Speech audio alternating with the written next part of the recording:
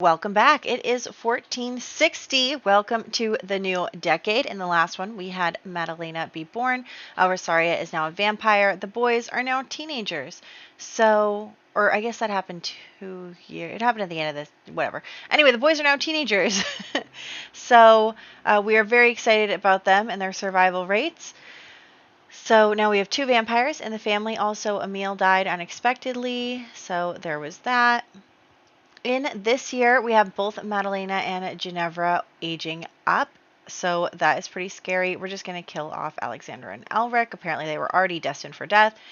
Jeremiah and Catalina also have a birthday. And since no one went to war, no one will be initially doing these roles, but don't worry, I have plans for the roles to happen anyway. So, as for the toddler, no 4, 8, or 12 for our Madalena, no 4, 8, or 12. Okay, that was a little close. For Ginevra, no 9 or 19. Okay. We're doing okay, you guys. We've been pretty successful with this family. We've only lost 1 child.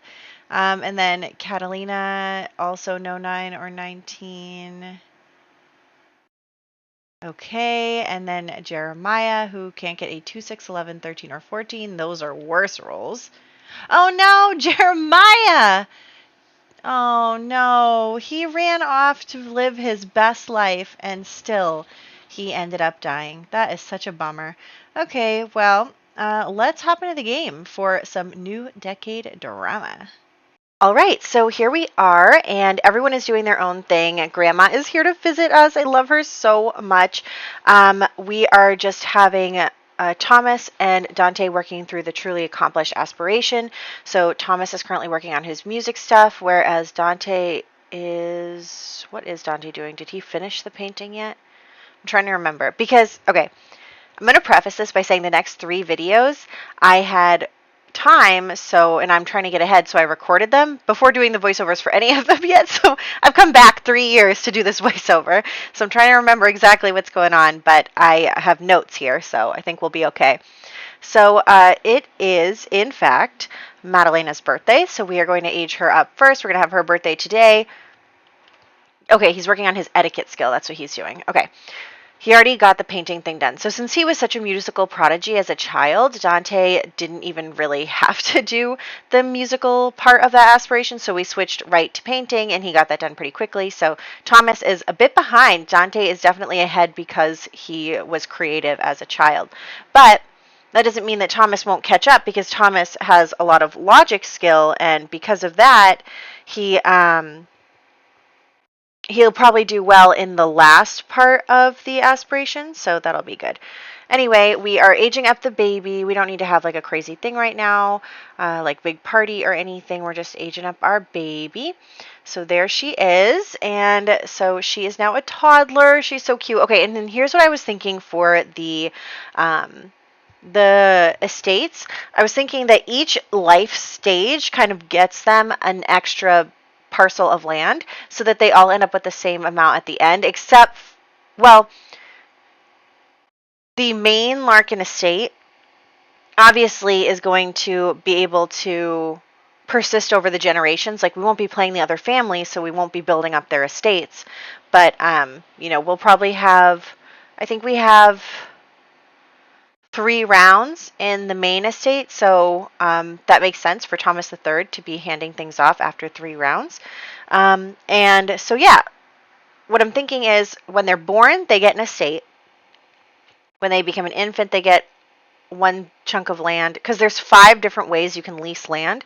So if we do, like, here's some land for fishing, and then when they become a toddler, here's some land for hunting, and then until we get to all 5, and then when they either become young adults, or if they, graduate from school early or something, then we will hand over the estate to them to manage for themselves. So that's what's going to be happening there. And we are going to just fix that all up. Meanwhile, we do have to give our little Madalena a makeover so that she can be in the right colors. Look at how cute she is. Oh, so perfect. I love her. I love them all, honestly, but So she rolled to be independent, so I think that it'll be fun to have her kind of doing her own thing. I think that that's also going to be good for us because we have so many Sims that we are keeping track of and doing stories for and everything. Like, by the time she gets old enough to have her own story, we're honestly already going to be on to Thomas the Fourth's life and marriage and generation. You know what I mean? So she's so much younger than her other siblings. So, we are going to just update her here, head back into the household. We'll have to do it all over again tomorrow with Ginevra, but that's okay.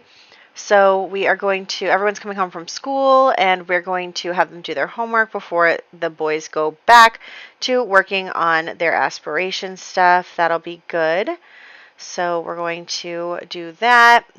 Also, we have Thomas doing his,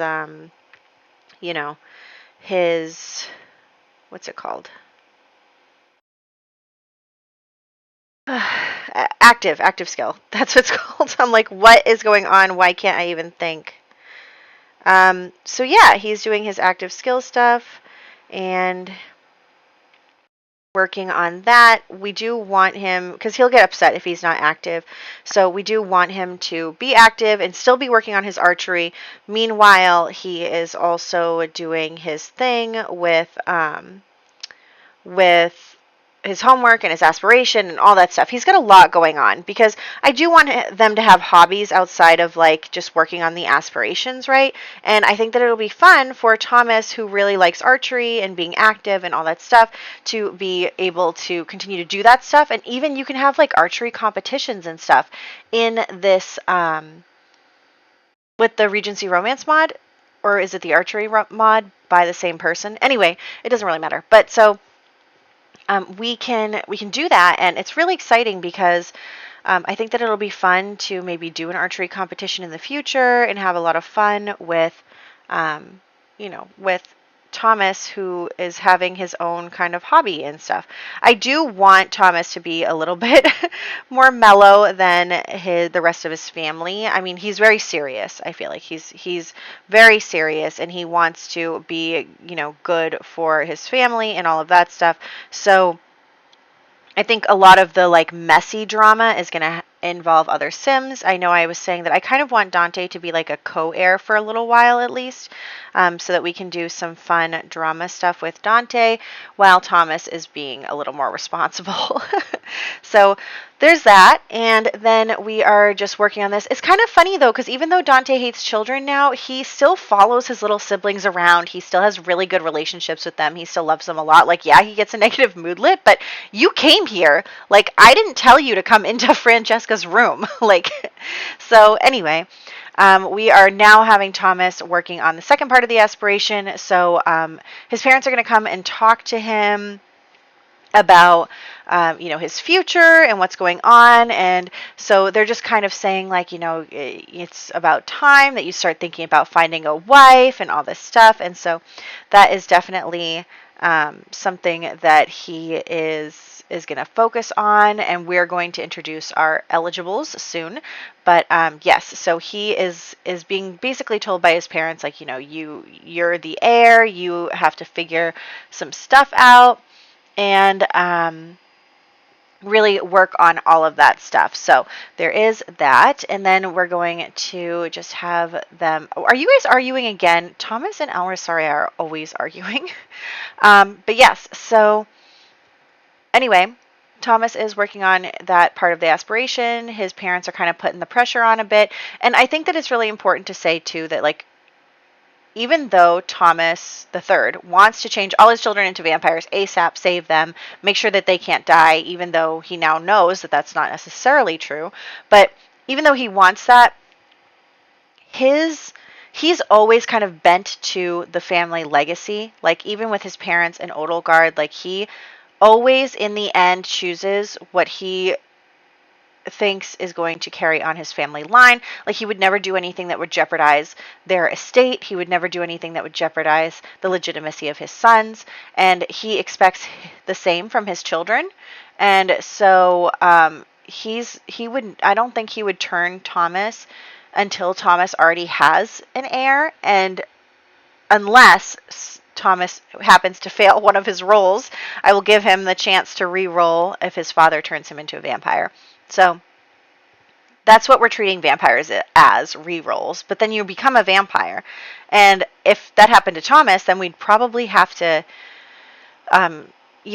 cure him of vampirism before we actually had him move forward. But also, oh my gosh, I'm so stressed. I realized not the war that's starting next year, but the war in 1463, it's a heads or a tails, whether you live or die. And I'm like, oh my gosh, please. Oh my gosh, it's so stressful for me. Anyway, We'll cross that bridge when we get there. So anyway, we are going to, again, be working on the estates. We're going to improve them as we can so that everyone has the amount that I said that they should have based on their age, which isn't true right at this moment. But yes, so Ginevra just aged up into a child, and she's so cute, and we're having a little party for her, and everyone's having a lot of fun. And it's just really sweet that the family is still so, like, together and enjoying themselves and all of that stuff. So there is that. And so we are going to give her a little makeover. There she is, Ginevra. And I was trying to look through the outfits because, of course, I did want to give like a little nod to her birth father. And so I think we're going to go with this outfit over here that has like a yellow and blue swatch because the Smith family is blue. So there is that. And we are just going to enjoy that. Also, I did try and download some more CC because I feel like now that we're wealthy, like I had like 2 wealthy outfits. And so all of them are wearing the same thing, but we're introducing a lot more characters. I wonder if I should make them poor again soon. But I'm having fun playing with like the wealthy family in one save and the poor family in the other. But also, definitely at some point we're going to we're going to become poor again, like especially when we move to America, if not sooner.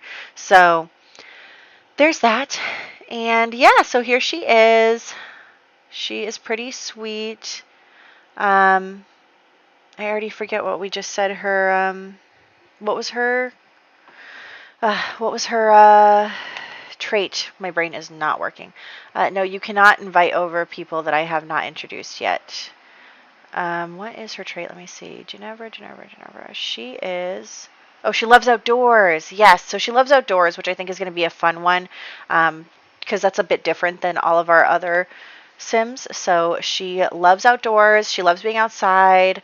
We'll see how it goes. Okay, so yes, I'm just putting in some rules for the estates. So that is how we're going to know that they get ownership of the estate after they...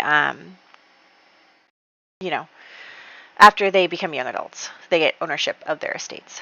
So we are going to continue on here. I would like the boys to be done by the end of this year, just so that, so basically we're going to go as far as we can with this aspiration. And then if they don't finish it before we are sending them off into the real world, then they just weren't prepared enough, that they weren't,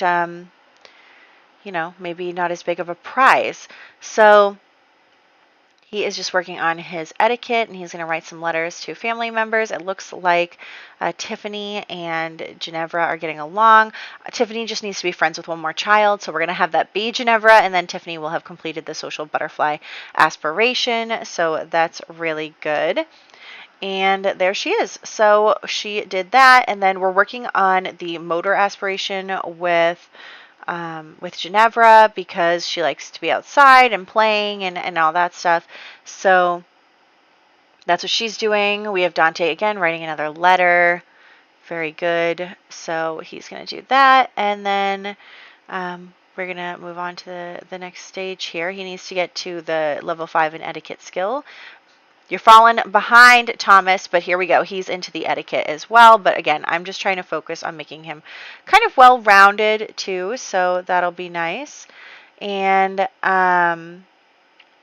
so here we are, and We are going to have both boys working on their etiquette skills.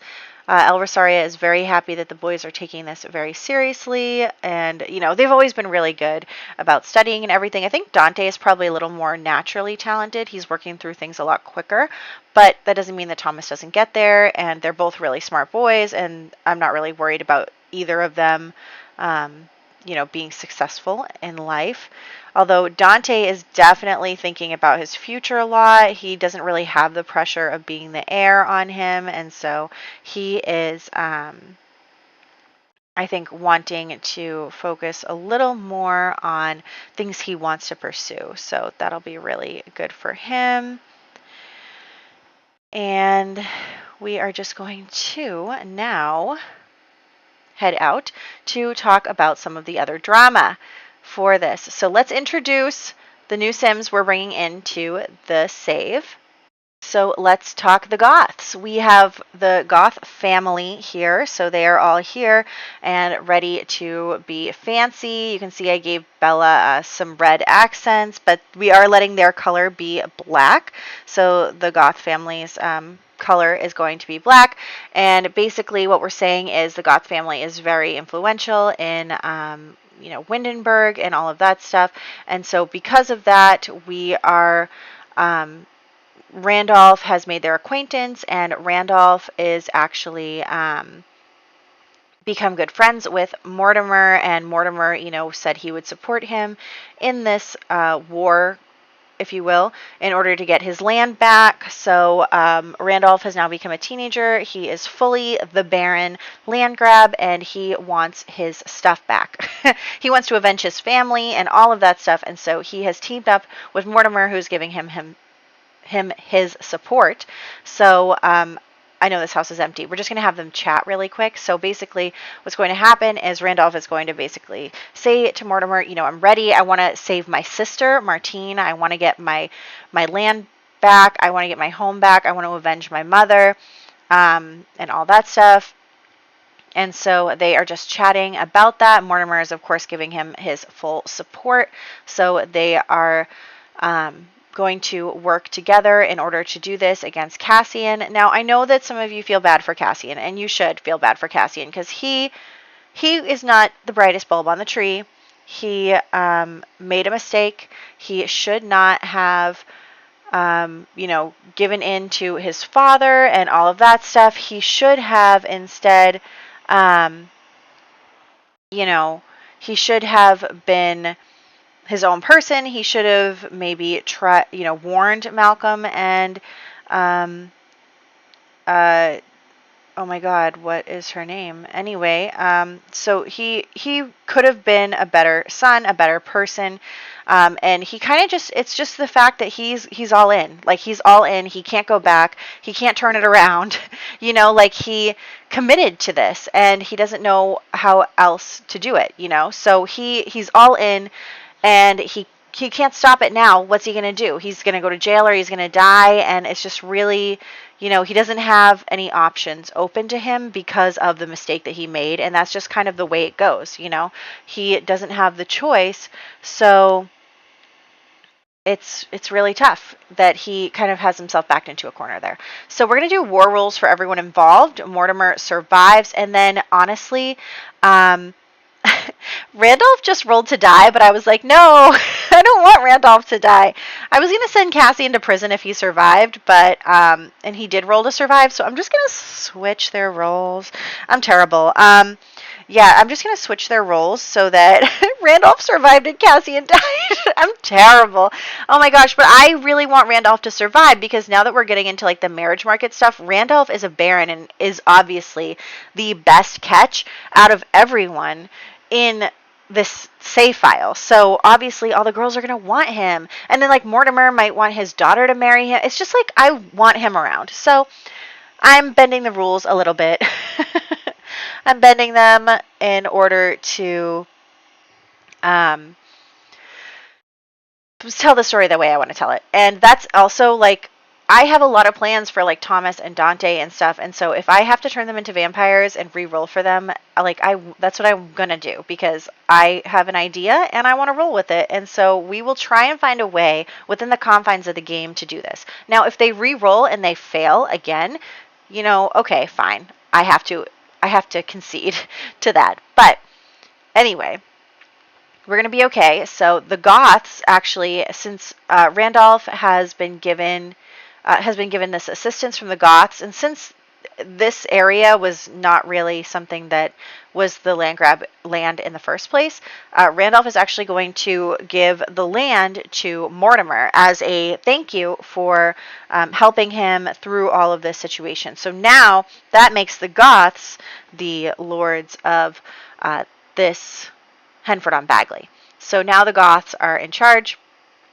Also, the color red is now available too. You'll see who is the color red soon. I'm sure you already know. But anyway, we're back in our main household. We're just hanging with everyone. So that's really good. And we are now going to have Thomas and Almersaria flirt with each other a little bit because it is love day. So there's that. And we are going to focus on having them spend some time together. And, they're definitely talking about their children, about the future, about the wars that are coming up. There are like 3 wars coming up, so that is kind of scary. And so they are just focused on the future of their family. And Almersaria is trying to become a good vampire. I didn't realize that we're going to have to become a Grand Master in order to do this. So, Almersaria, you got to start focusing on your vampire skills because you need to become a Grand Master in order to fulfill this aspiration. So, yeah, and also don't sit out in the sun. What are you doing? Oh my gosh. Okay, so anyway, we are going to have her focus on that while, of course, the boys are still doing their stuff. And then it is the second to last day, actually. Well, it's the end of the 3rd day of the year. So we are going to have the everyone doing their thing. I was looking around because she needs to create 3 plasma packs from fish or frogs.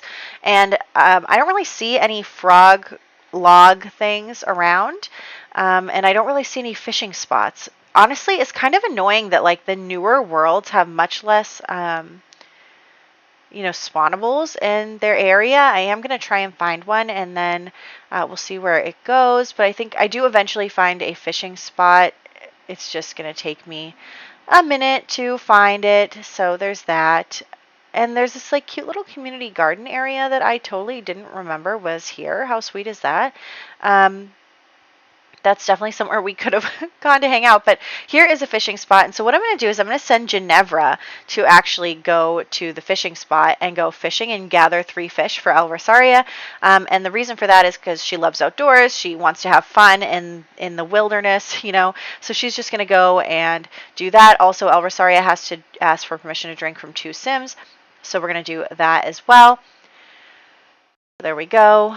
1 for you, 1 for you. And yeah, so she's going to focus on that. While she's doing that, Ginevra is going to be gathering the fish, and everyone is still working on their stuff. It is now Saturday, so now that Henford on Bagley is open to everywhere and everyone, and it's very exciting. So we are all really happy that everything is all open, and we are going to, of course, have some people over today. I know you have to keep fishing, though. I need you to get 3 fish.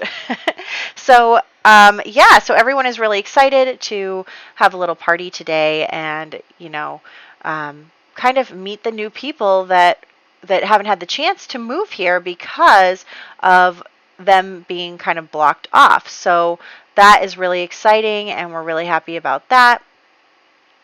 And so we're going to do that. Also, we have little Madalena, who is working on her toddler skills, and she is just having a great time. So we're doing that as well. That she's independent, so she's not really worried about it. So she is having a good time just doing her toddler skills herself, and she's working through them pretty nicely. So we are okay. You max the skill, excellent, but we need to get a lot more stuff here. So that's what we're going to be focusing on as well. And we are going to just check in on everyone, just having them do their thing, you know, so that they can do that. It's really good. And we are going to just have everyone come over. And so the thing that I wanted to do here is so we have Frost coming over, obviously, to see his sister, who he hasn't seen in like 10 years. He hasn't been able to see his sister. How awful is that?